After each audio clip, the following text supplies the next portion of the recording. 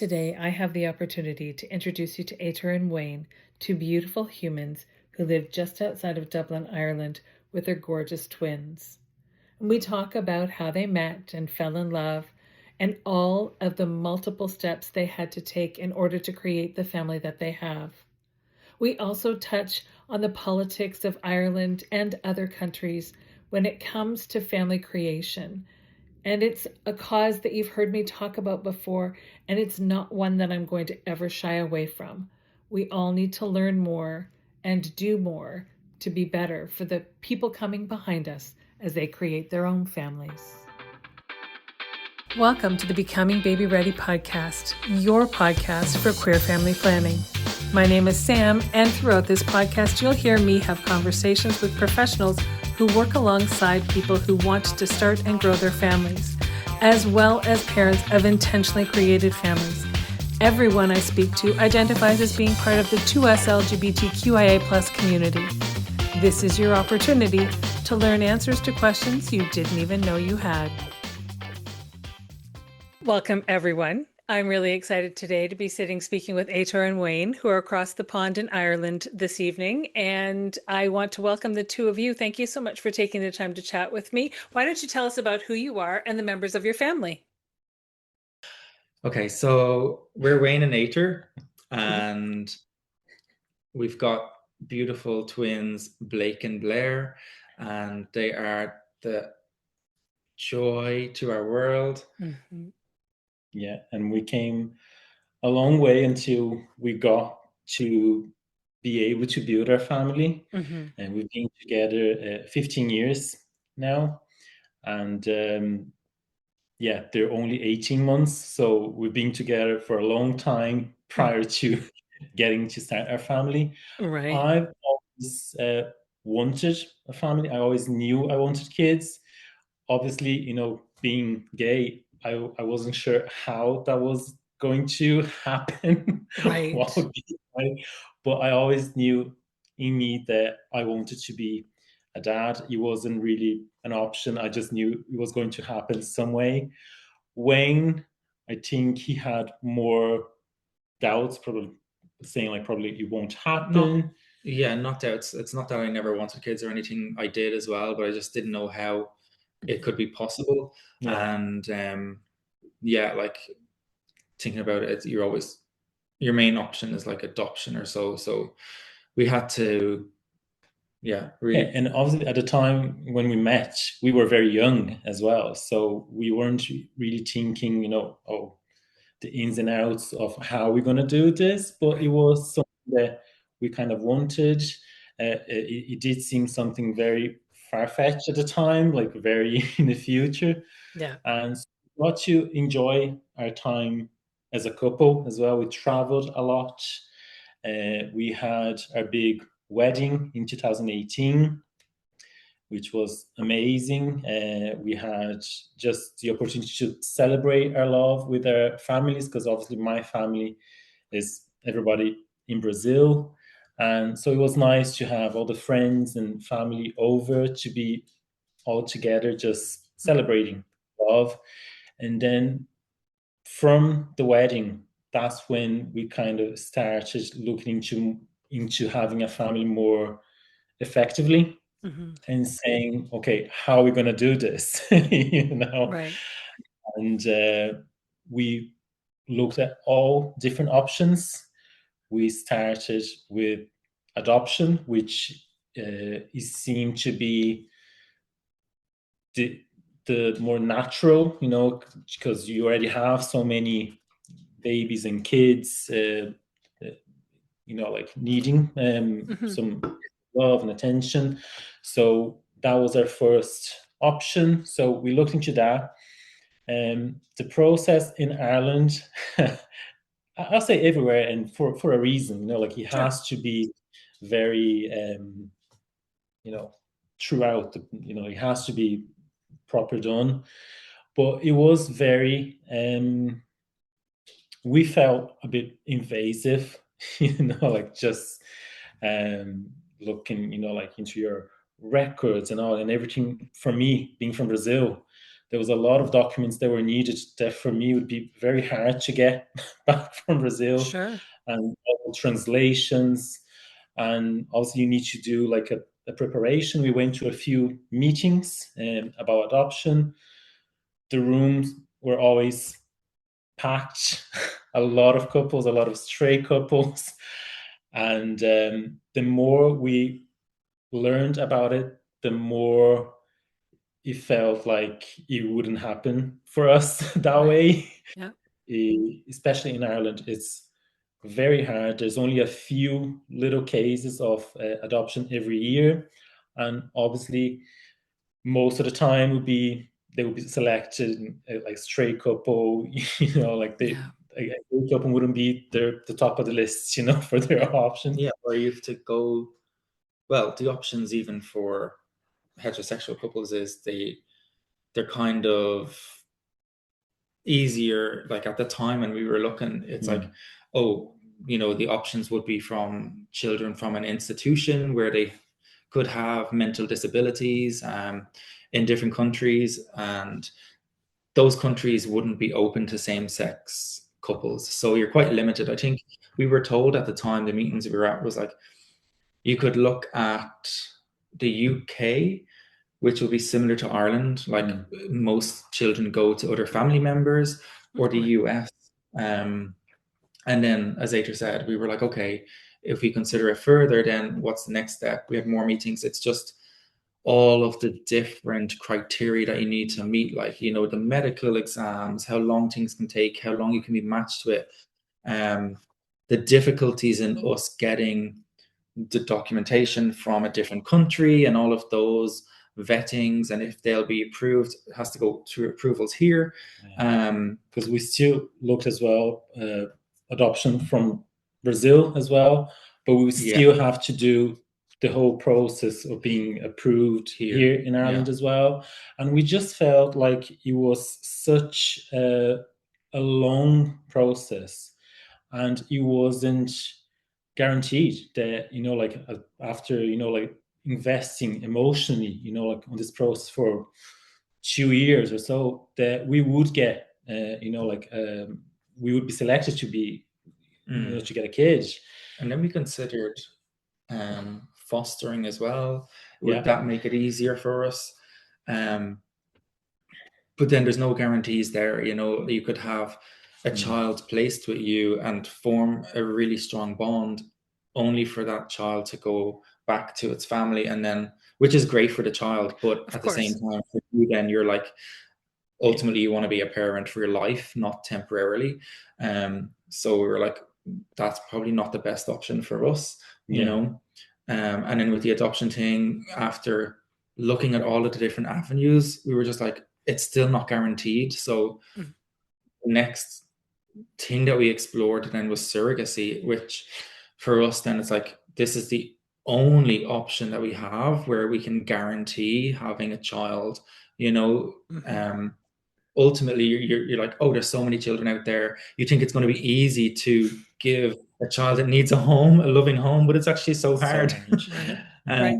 And as you said, it's supposed to be difficult. It's supposed to be a very time-consuming and thought out and methodical process as they go through figuring out what people should be able to adopt, and how to make sure that the children and babies are safe and everything else. But that doesn't mean it doesn't take its toll on your heart and your time and everything else. It was more the emotional sides of the thing that we were like, do we really want to go through this whole process and then at the end, like be heartbroken, or have to, if we're fostering, if we have to give the kid back, or don't be selected to adopt for years, and at the time when we actually decided to look into this more seriously, we were on our 30s already. So we were like, like we kind of need this to happen now while we're still strong. Because all that's taken into consideration as well when you're looking at adoption. It's like your age and all of that, as well as like if you have any like health conditions. So it's like, oh my god, like we're getting older. want to have energy as well for the children. And that's it. Like when we were looking, it's never about having your own biological child. I know that could be a case for a lot of people. You just want to have a family and give love, because we had like, I don't know, 8 dogs at the time, 8 rescue dogs, and we were like, we have enough dogs now, you know, and and we know that we can be great parents, right? So, and you know, when you're out and you get all of those, you go to weddings and events and everyone, do you want kids? You'd be great parents. And I'm like, yeah, sure. Even in your mind, like nobody knows what's going on, right? Because you're looking at everything, but you're not going to share all of that news every time you meet somebody. Oh yeah, we're looking at this right now, or that, you know, because you just don't know what's going to happen. And when we decided that surrogacy would be the way for us to create our family, obviously we didn't have any clue of, you know, how that's going to work out, where to go, which path to take.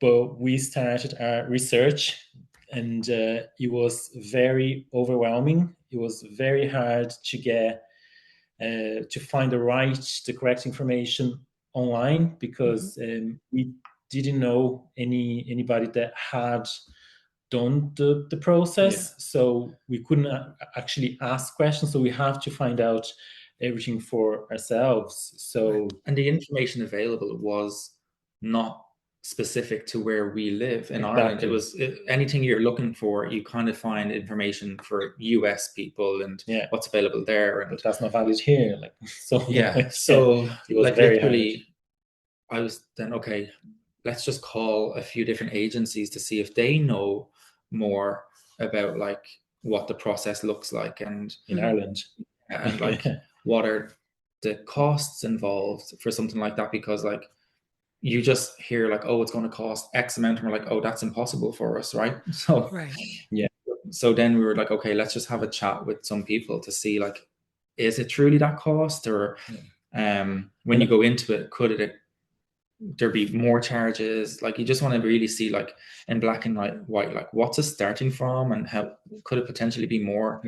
And also there's a lot of you come across a lot of horror stories out there, you know, like for surrogacy. So you obviously want to find a way that you won't find yourself in a situation, you know, so you want to find a way that you be ethical for everybody. And for everybody, you know, like, so you want to find if it's through an agency, a reliable agency, you want to talk to people that had the process done with them. So we had a few meetings, and we eventually had one meeting that it felt right from the start, right?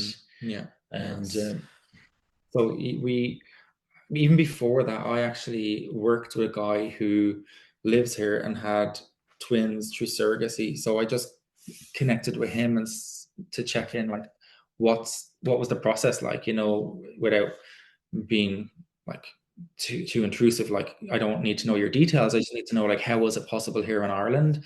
And he was like, look, explaining to me about the legislation in Ireland, that there was currently none at the time. So it's a gray area, right?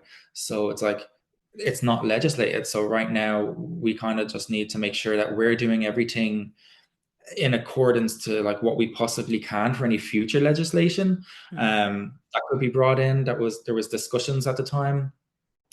So then I met with our surrogacy solicitor here as well before we started the process too.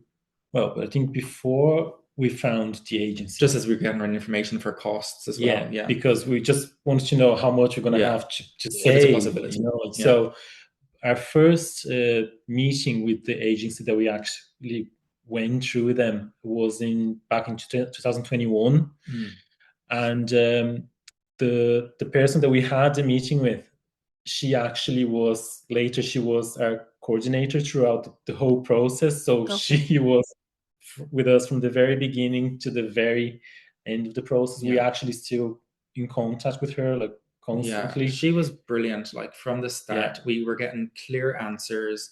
Good. like really strong information. You know, there was nothing like, oh, what about this or that? She was just very open about it. And actually, she was a mother um, through surrogacy herself. Herself. So Yeah. I think her second daughter was born by a surrogate.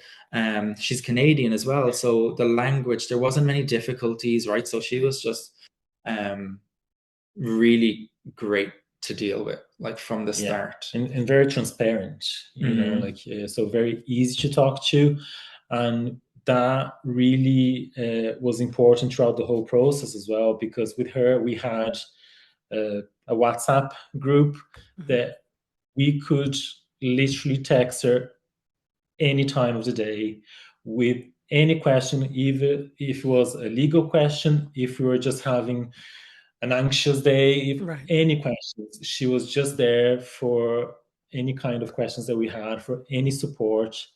And that's something that it makes the whole difference during this process, because as we're going to get into, it wasn't an easy process. Yeah. So that made all the difference. Yeah, I think we wouldn't be able to do it without them. communication is so important, and having that direct line of communication, you know, to find out what's going on when you're not present in the country of where your surrogate is and where things are happening. Right. So for us, again, in Ireland, we had to choose a path that was not in Ireland because of restrictions here, and just what's available. Like, we don't have anybody that we know that could be a surrogate. So again, that was another reason that we had to choose an agency to be able to source surrogate for us that we can match with, as well as the donor for the eggs, so we could create the embryos.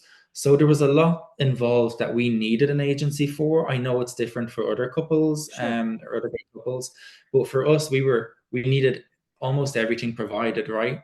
In one place, where we could go. I know a lot of people do it differently. Like, they can to get a donor, they can create their embryos in Ireland and have them transferred in an Irish clinic. And so, but for us, it just wasn't an option right now. And I think even there's government funded IVF in Ireland, but it's not available for the majority of same sex couples, because the embryos have to be created and transferred in an Irish clinic. So that rules out a lot of people there. Right. Now, can I ask, if you're having to work with an organization in another country and you're rooted in Ireland yourselves, do you have to use an Irish agency that also connects with an international agency in another country, or can you just deal with the agency in the other country and simply have a solicitor in Ireland to help with the paperwork and everything when all is said and done? Yeah, the second, so we would have our Irish solicitor here in Ireland, and she will go through everything Right. that we need here to make sure that we are covered legally, the children are ours. And then the agent in Cyprus looks after everything from the local laws in that country, Right. where our surrogate will be, the protections for the surrogate as well, how she's looked after, all of that side of things. Right. So I think what was important to us as well from the agency is they had several offerings of like where the surrogates were based. So the majority of surrogates would be in the country of Georgia, because they had two branches, one in Cyprus, one in Georgia. But our solicitor, she was fantastic in explaining this. She was like, for you guys as a same-sex couple, if that baby is born in Georgia, you have no rights, you know, if she's stuck there. So it's like, it's really important that she flies early to be in Cyprus, or your surrogate can be in Cyprus the whole time. Right. So ultimately, that's what happened for us. Our surrogate was living in Cyprus for the duration of her pregnancy, just in case there was any issues like that, right? But before So you that was even got to having a surrogate, you had to have embryos to be able to yes. create for the surrogate to use. So how did you make that decision? Because I mean, and now I'm making an assumption that you didn't have someone that you could ask for egg donation, so you had to go through a donor program. Is that correct? Yes. So after our first meeting in 2021, then was it July, September 2022? I think it was September we flew over. Yeah. Yeah. Well, it was about a year later. Because on that 1 year we were trying to get everything sorted financially and just see when would be the perfect time to go ahead. And one time we just realized that you're always going to have things happening in life. You would never have, oh yeah, this is the time to do surrogacy. Right. Everything is in line. So like, Yeah. let's just go for it. Like as I said, we were like mid 30s. Like we just have to go for it. Like even if it's financially, we have to do a few sacrifices.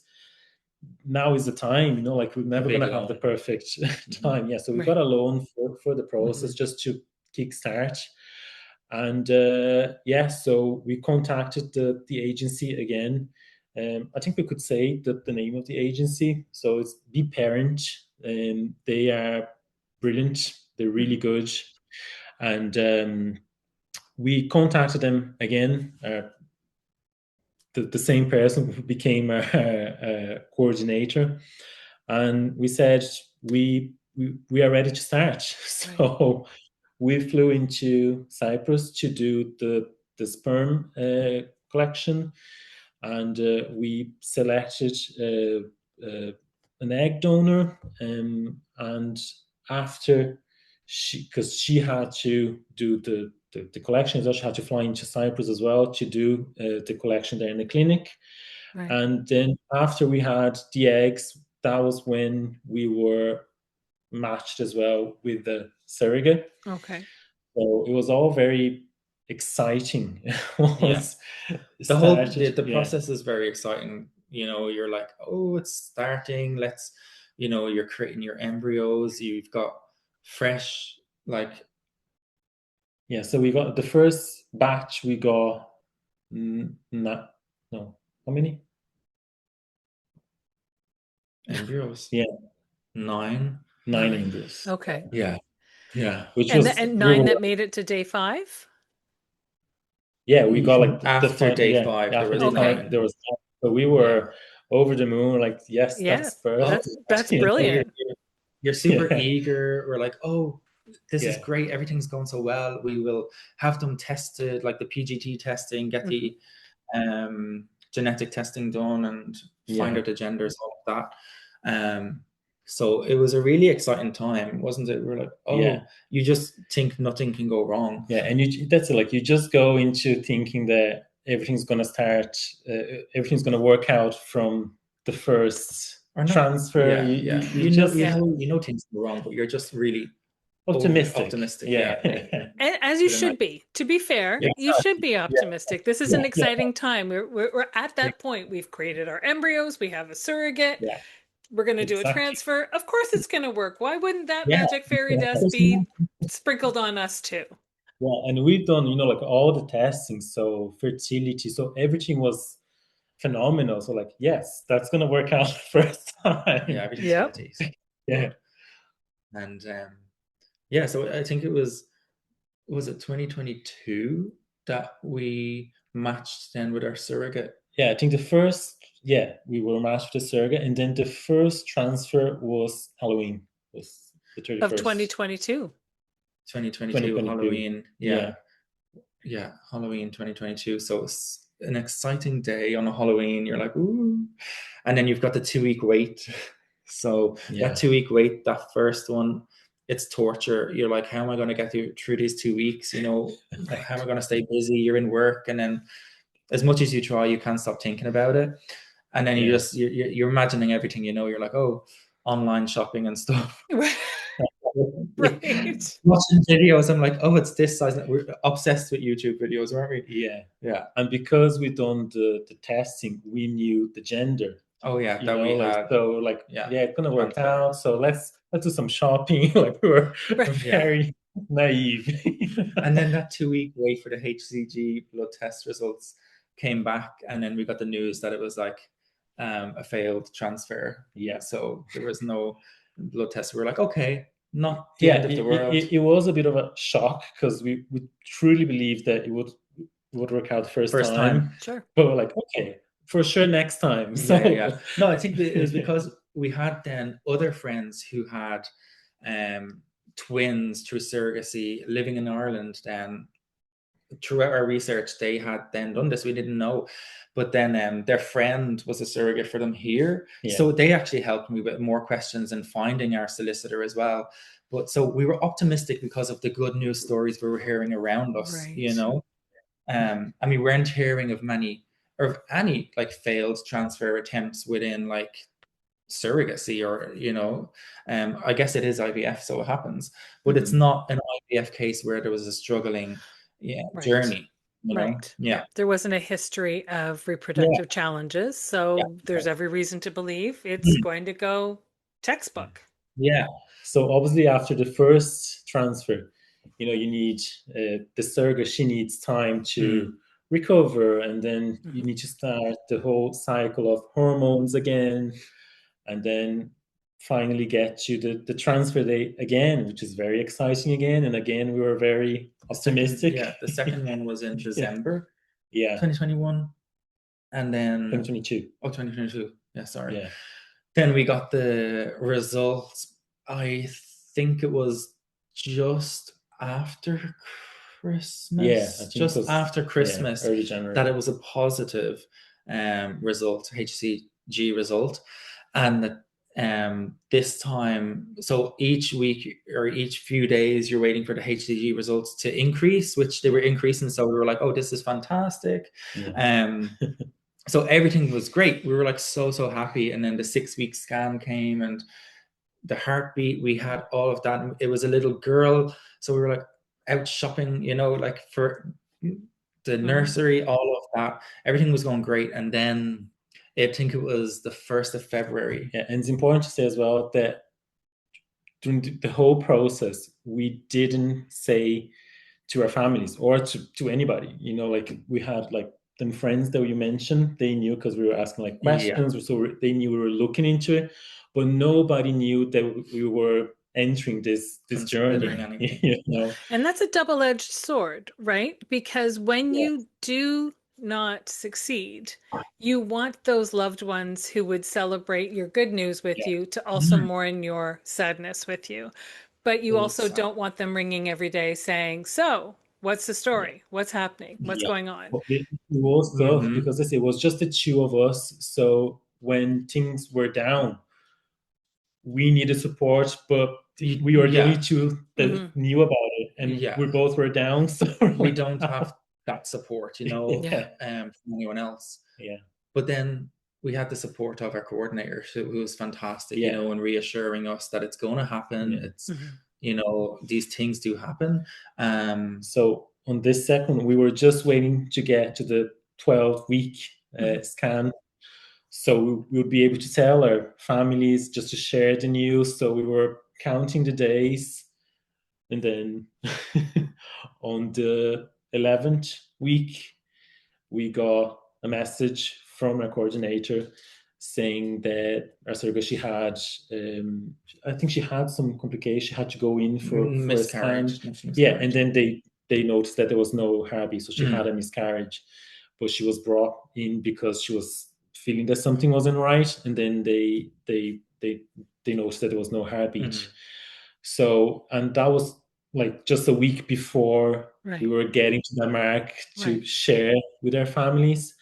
So that was obviously even harder than the first time. And just that, to get that far, you know, because obviously every week we were, you know, like, oh, now it's the size of a grain of rice, and now it's the size of this. So we were, you know, like following the whole pregnancy close. And as Wayne said, we had heard the heartbeat. So we were very much, you know, invested in that pregnancy. We were so happy. And then it was just like the ground just opened under our feet, and it was quite bad. And just to get this like up to almost 12 weeks and then to be pushed back all the way To the to the start. very start, like that Yeah. was really That's hard. hard. Yeah. And That is both hard. of us, I think, when we got the message, both of us were at work. And It was a phone call. but I was at work, and it was just so hard. Yeah. Like, Yeah. I worked in retail. I was a manager, so I was like on the floor when I got. It was just so tough, just to hold back. And Yeah. as I said, like nobody knew we were going through that. So Right. just to process that, like in the middle of your day, like at work, it was just really tough. Yeah. Yeah. Hold on for just a moment. We'll be right back. Hi, I'm Rowan Jete Knox. My partner Danny Gaeta and I were on the Becoming Baby Ready podcast this past fall, talking about our new baby, an inclusive, community-driven coffee shop and wine bar we're opening. It's called Understory, and it's situated in the heart of Toronto's LGBTQ+ village. Well, after 9 long months of building out this dream, and no, I'm not kidding, it's really been 9 months, I'm thrilled to tell you our doors will be opening this month, and we can't wait to welcome you there. So I hope to see you near the end of January, Toronto. Check out understorycafe.com and our socials for updates. The surrogate then, she decided that she needed to rest after this. She would have had to have the procedure. So obviously we have to respect her and what's best for her. So again, the agency were fantastic here in like making sure that she got that support. And then they were like, okay, look, we can match you again with a new surrogate. So it's completely up to us if we want to pause or, have them look for another surrogate. So we were like, look, if it's okay, we're happy to continue, looking and match us with a new surrogate whenever you have them available. So I can't remember, but it wasn't too long that we were waiting before they matched us with a second one. But anyways, yeah, ultimately we were matched with a new surrogate. Mm-hmm.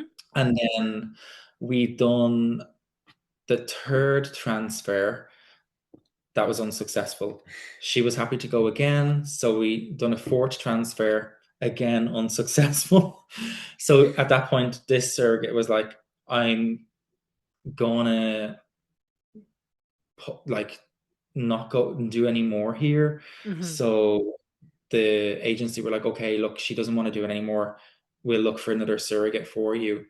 And I suppose this is where it's great when you have the support of an agency, because if you had, say, somebody that you knew and ultimately they stopped, then you're kind of stuck. Right. Whereas with the agency, they do have, this ability to match you then with willing surrogates. So we were so lucky in that sense that we could proceed with the process again. Had you been doing 1 egg transfer or 2 egg transfers up to this point? Yeah, at the time, we were able to do 2 egg transfers each time. And then during our process, the policy changed. So you could only do 1 transfer at a time. Because we signed a contract prior to that, they had to honor that. So if we were wanted, still, we knew the risks, and they would still give us the option. They would say we could do 1, or if you want to go ahead and still do 2, you can, because you signed prior to the change. Right. Yeah, but ultimately we had to make changes. So and obviously just having so many failed attempts, obviously we were always like, okay, let's put 2 because it's not working out. So if you put 2, at least it's double the chance of 1 to take. And like there was nothing wrong with anything, like the embryos, the surrogate, the sperm, everything was fine. So we just couldn't understand like what was going wrong. I think that's another thing that a lot of people have a misconception that it's an easy process. Because it's like made in a clinic, it's going to work out, like it's guaranteed. And it's not. It's just nature still has a big part on it. That's it. Like there was never something that they said, oh, this didn't work out, or this was wrong, this was off. It was everything perfect, but it just wasn't working, like. And obviously at this time was 4. So ultimately we exhausted all of those embryos. Right. And then the agency was like, we've no more sperm reserves left, so we're going to have to fly over or ship over our sample. So we decided we'd go over again, but then at that time we were like, should we potentially just review everything and change everything, right? So at that point we were like, let's select a different egg donor this time, right, and create a whole new batch of embryos. And then we had to change our surrogate as well. So we created a whole new batch of embryos then, and we matched with a new surrogate then at this time. And this was in 2023. Now we're in summer of 2023. And then, so all the embryos, they're being created again. We've matched with a surrogate, and the agency was like, okay, it's a one transfer policy now, but because of the history of all of the failed transfers, we will honor this 2 transfer attempt. So we didn't get them tested this time. We were like, look, what's meant to be will be. right. Let's just leave it to fate. In the whole process, you start having questions, like you feel defeated, you feel like, oh, maybe it's not meant to happen, like maybe it's not meant for us. And even our coordinator, Stephanie, she said, guys, it's just amazing how positive you guys remain, because obviously it does take a toll on the couples. And she said many couples, they just decide to stop middle during the process.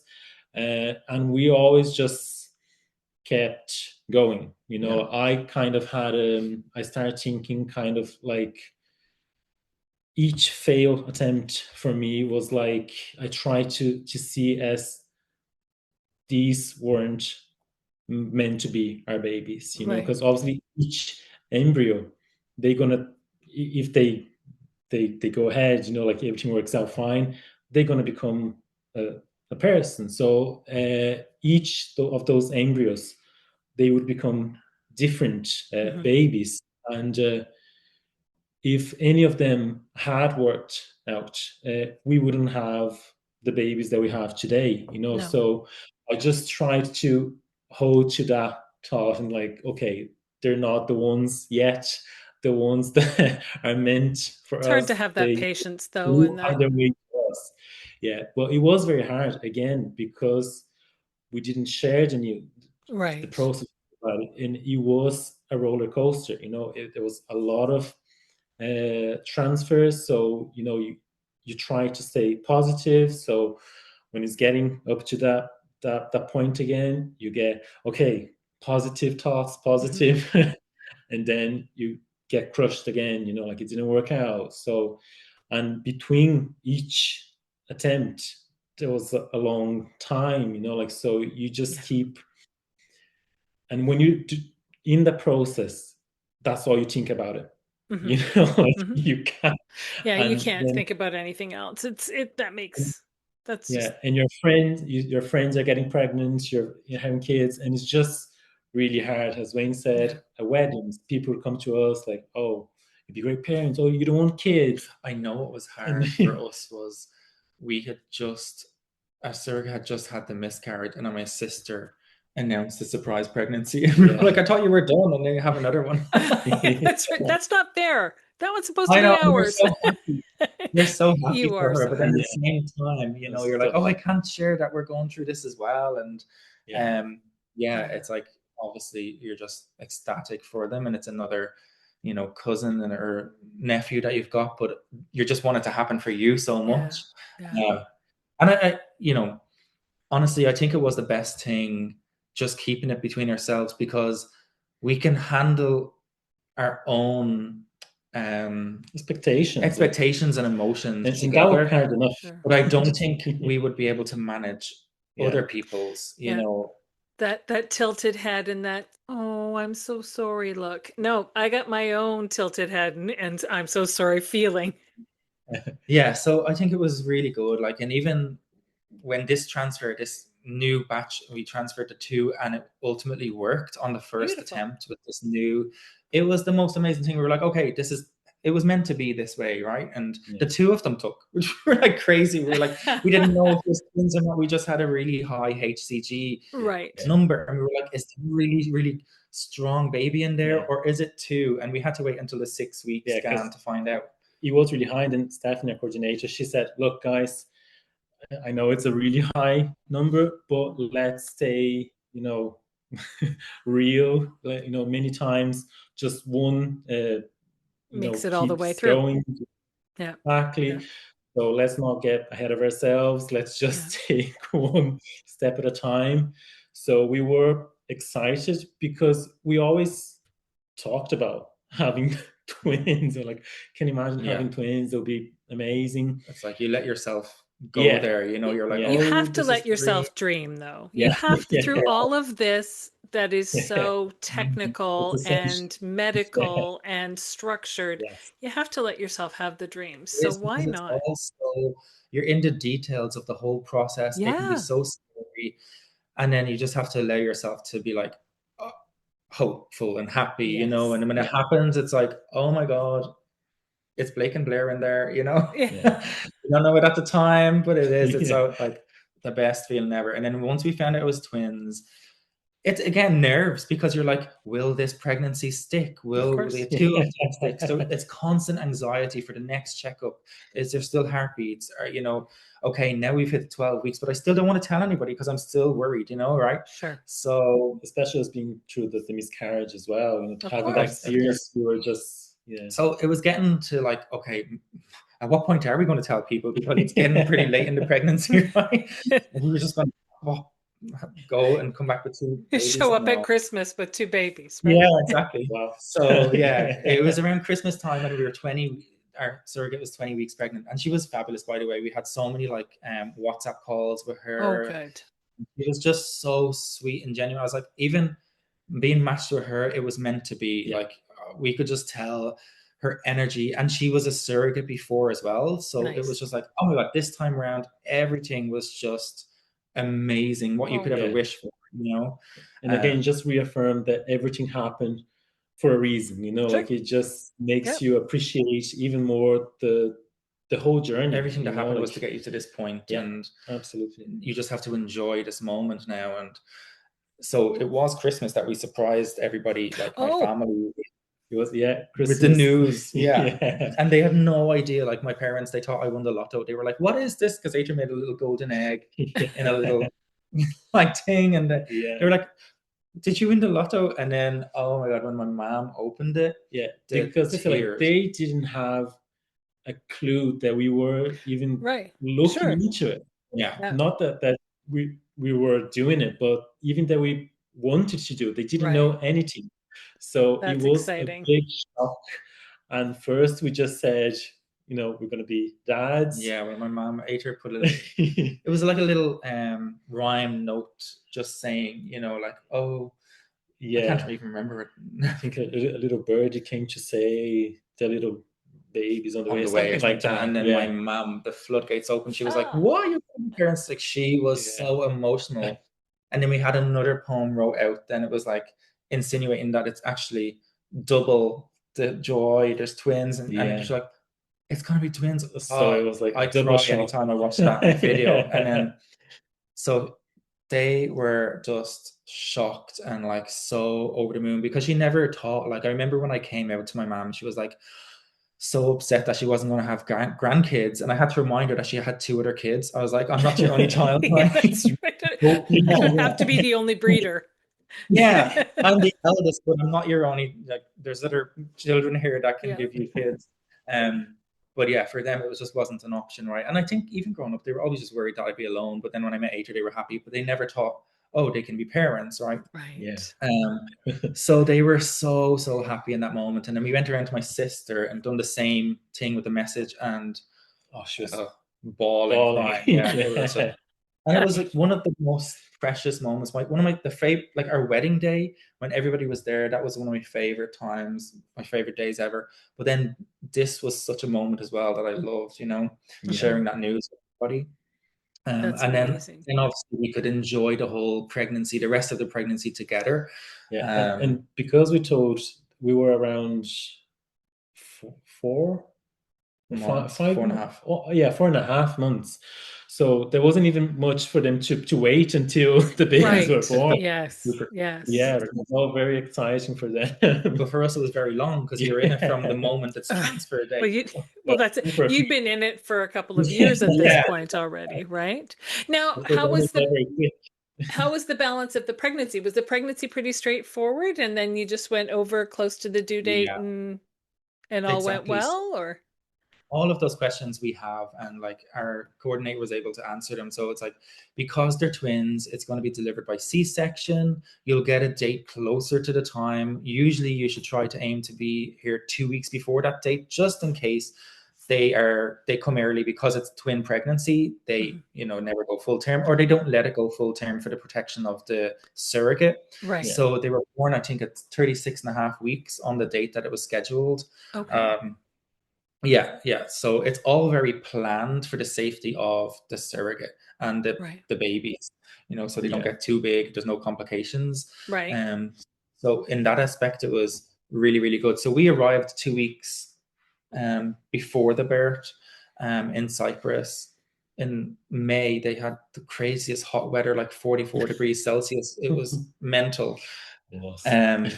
But it was nice for us to be there, to get everything ready and set up in the apartment that we were going to bring our babies home to. We had a chance to meet our surrogate and have lunch with her, spend some time with her, all before that happened. So that was really important to us as well. That you've had all of these conversations and calls on WhatsApp, but we wanted to meet her as well before she just gave birth to our babies, right? So that was really crucial for us to see her as well, and just thank her for what she was, the gift of family that she's giving us. So that was really fantastic to be able to meet her as well.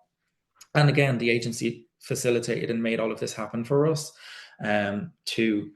And then they were scheduled to be born. We were there, and you're just stressed, I think is the word, because you're scared of what could go wrong. You're worried if the twins, will they end up going to NICU? All of this stuff. Ultimately, they didn't need anything. They were great. They were super healthy, and within 2 days, they were discharged. They went in NICU just for a few hours, just as a standard for twins. But they were perfect. It was a very intense day that they were born. It was just so special, and just to get you finally see their little faces, for the first time, because they were so wanted. They were so planned for. We wished them so much, and to finally, I'm getting emotional. And just to finally see them, there in front of you, and the birth went, everything went well, because we were sick worried, oh my God, because obviously there's, can have complications for twins, and we were, rightly so, we were made aware of that, just in case anything happens. But obviously your mind just doesn't stop on the day. You're just excited and worried all the same time. So just to see them well, and they're in front of you, it was just amazing. Yes. To think of the little people that they are now, and how every single day they make us laugh. It's just oh my God, I couldn't be more in love with them than I am. But I am every day that passes. I'm how could I love you even more than I did yesterday? It's just crazy, right? And I'm their little personalities and that connection that they have to you, you know, when you're on the couch and they snuggle into you, I'm like, I'm your person, you know, that's everything that you wanted when you were dreaming of this, and they're exactly as you want, right? You know, or they're better than what we and even wish for. you couldn't imagine what they would be like, but now I couldn't imagine them any other way, you know, right? Like they're just so different. Even looks wise, they look so different for twins, brother and sister. Like like he's blonde, blue eyes, and she's brown hair, brown eyes. It's just they're so far apart with looks wise, and their personalities and the personality. Like oh gosh, gives them their uniqueness, though, right? Yeah, it's great. Absolutely. Yeah, but it is the best thing ever, and we're so lucky that we got to be able to have this surrogacy journey. Yeah, and I do worry for the future, right? Because we talk about this a lot, right? And we were like, we still have 5 embryos there, and we would probably, if financially in a position in the future, we would love to have another one. Right. But will that be allowed with these new legislation changes that are coming to Ireland? So that's constantly every day. It's like, even if I wanted to expand my family legally, would I be able to in the future? So it's a thought that as gay people, we just have to live with, you know, right? It's not equal. Even though we have equal marriage now, we still don't have equal families. No. So it is something that I think a lot of us, most of us, live with. And it's something that's in my brain. Any thought that I'm thinking about changing in my life or what I'm working for, that's always part of it. Like, is that possible if I do this, or if I'm working towards something, will that goal be possible? And I don't know if it is, you know? Yeah, that's fair. That's a fair question and a fair worry that as parents that you have. And it's not right. It's not just that's the worry that you live with as parents. It's like, we've got 2, and like, why would it be different if we had any more because of some legislation, right?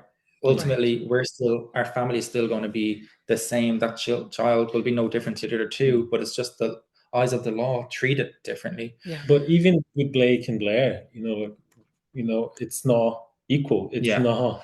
Only one of us is considered the parent. The parent, you know, has the ego, right? It's, you know, torture every day. Simple things like signing up for school, going to the doctor. One of us can't do that. You know, it's always one of the one parent. And if anything ever happens to that biological parent, where does that leave the other parent? Like the thoughts of that is just unthinkable. So it's just completely wrong that the children aren't protected. Like, we've done everything that we can to make sure we're being as ethical as possible, but then our children still aren't fully protected or equal by the law because of something that we can't control right now. Certainly raising awareness and making people aware, because there is a trickle-down effect. If like, the more people that I speak to, the more people that hear your story, the more people understand. And truthfully, I'm willing to lay odds that there's an awful lot of people in Ireland who would happily support the idea of you both being legal parents to your children, but they just don't know that that's not even a reality. Yeah, and I think you hit a really important point there. It's like, I don't think maybe there is enough visibility for families like ours. They exist, but it's still quiet, or it's still new. Surrogacy is still new. Like, for a lot of people, they just think surrogacy is, and it is, it's like what we would think, like, it's only for rich celebrities, right? But then it is becoming more popular, and there is more and more families who are created by surrogacy. So I think that's one thing that we were thinking about. It's like, actually, we're not going to hide that how our family was created. We're a gay family. It doesn't just stop there, right? We have to share like how our family was created, so it brings awareness. Because even the people that I talk to, or they don't know like that we don't have the same rights, or in a workplace, like trying to get the same leave, the parental leave, as other families, that's still an issue for a lot of people as well. So I'm always like, hey, can't you check that I can get this leave, because I should be entitled to it, right? So I'm just kind of pushing it to them, like, I want that leave as well. So they have to review it. If it's not been done before, it's on them to make sure that I get it. And then even just creating more awareness in social platforms as well. Like, so Ater created like our YouTube channel, and I was like, oh, this is fantastic. Like, I didn't even know about it, and one day he had created it, and I was like, sure. We always talked about it. We're like, oh, we really want to do this.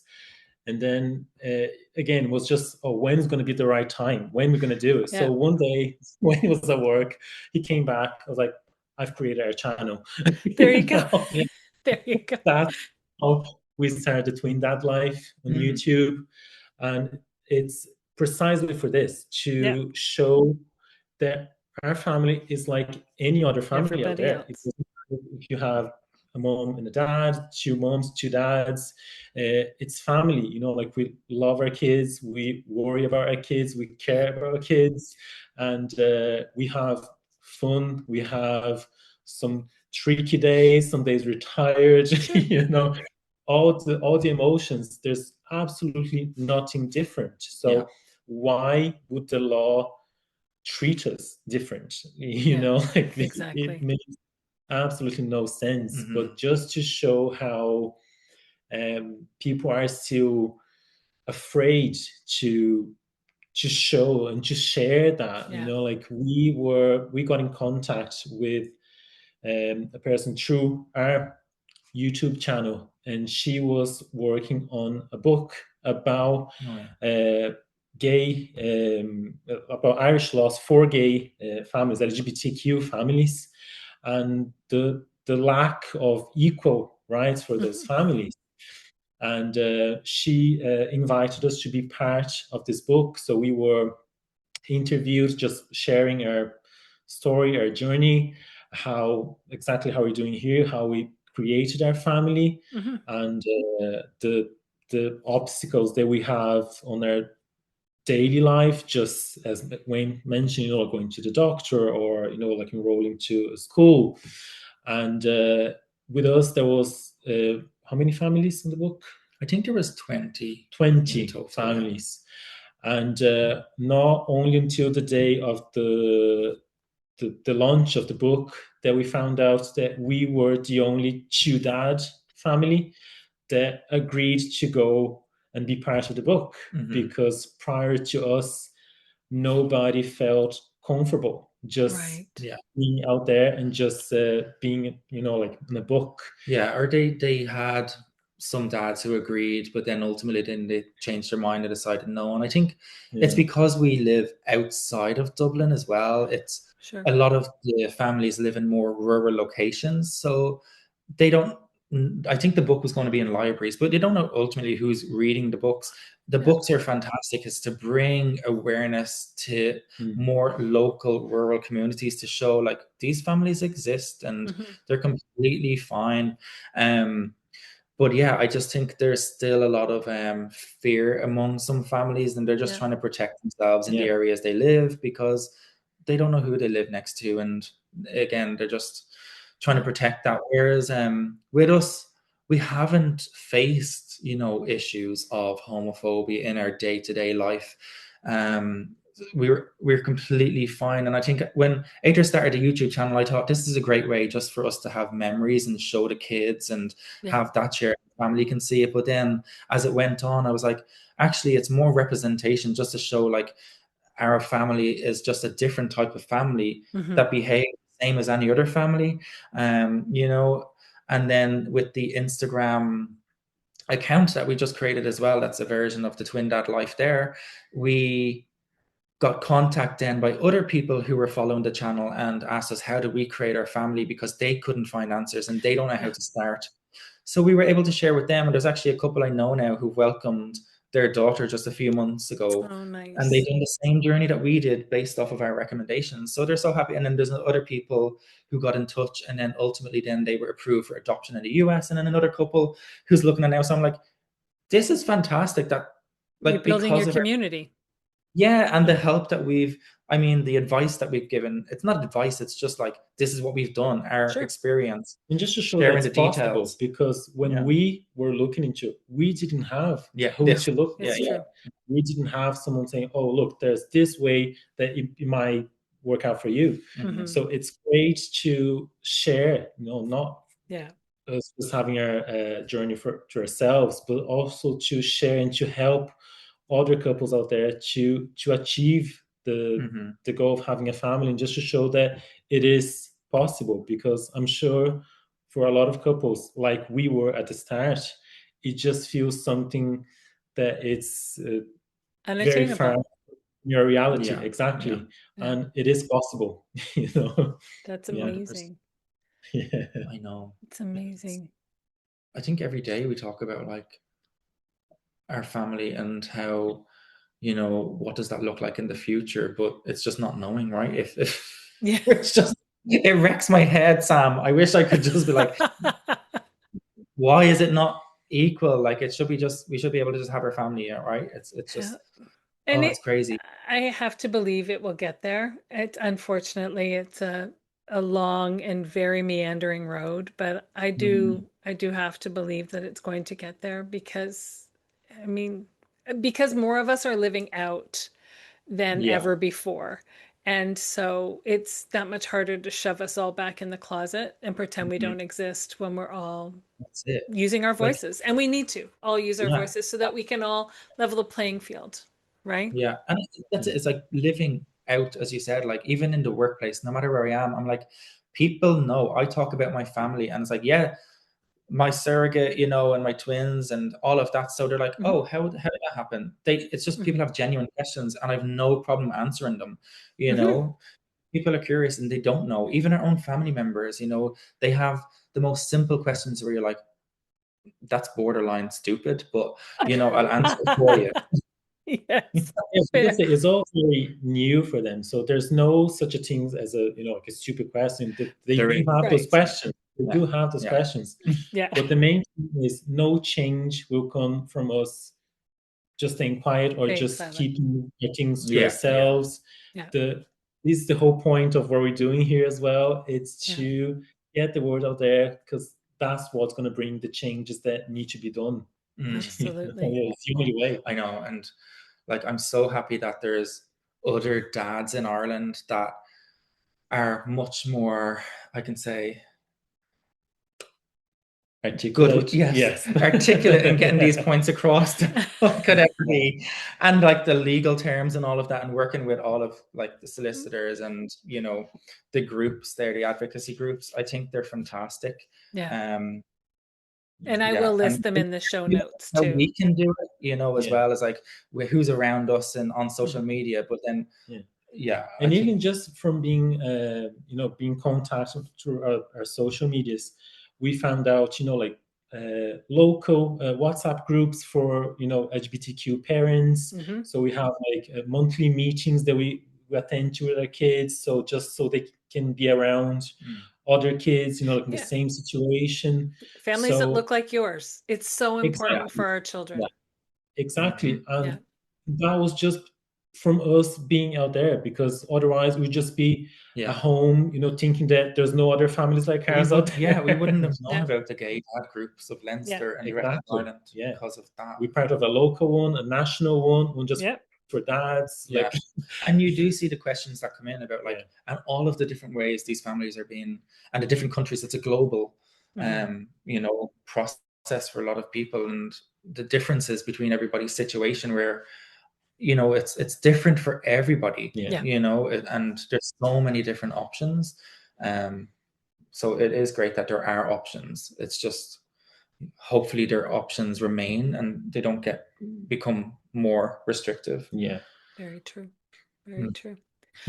I'm recognizing that it's getting later and later in the evening for the two of you to be able to have some time for yourselves before you zip to bed for the evening.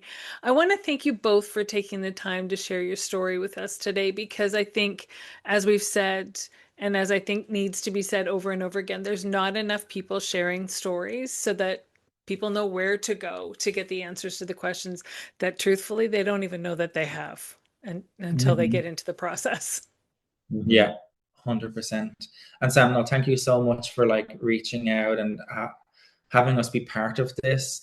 You know, again, representation for families like ours is so important, especially in countries where we don't have the same rights as everybody else. Exactly.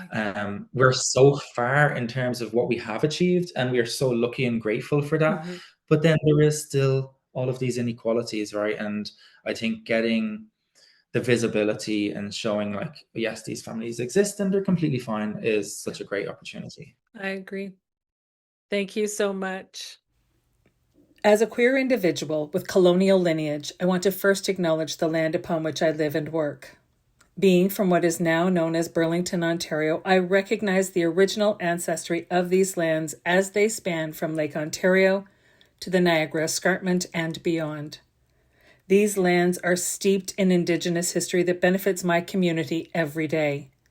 The territory is mutually covered by the Dish with One Spoon Wampum Belt Covenant, an agreement between the Iroquois Confederacy, the Ojibwe, and other allied nations to peaceably share and care for the resources around the Great Lakes. I would like to acknowledge that the land on which I stand is part of the treaty lands and territory of the Mississaugas of the Credit. The land dictates everything about our ways of being. Particularly, the land teaches us about fluidity. Concepts of the binary system and heteropatriarchy were imposed by the colonials who were, at the same time, removing children from their homes, families, and all that was familiar to them. These same children were divided by the only two prescribed binaries recognized by the settlers, and they were forced to conform to a performative, gendered falsehood. The land doesn't operate under binary thinking. It is diverse, complex, and unpredictable at times. Rather, the land holds us and all of our remarkable pasts and identities. Every organism and spirit has a purpose. It is from this understanding that I strive to live and grow. Thank you for joining me today on the Becoming Baby Ready podcast. If you have a story that you'd like to share, or you know someone who might, if you're a professional who works in the capacity of helping people start and grow their families, and you identify as being a part of the 2S LGBTQIA+ community yourself, then please don't hesitate to reach out. We always have room for more stories to share, and there's always more learning to do.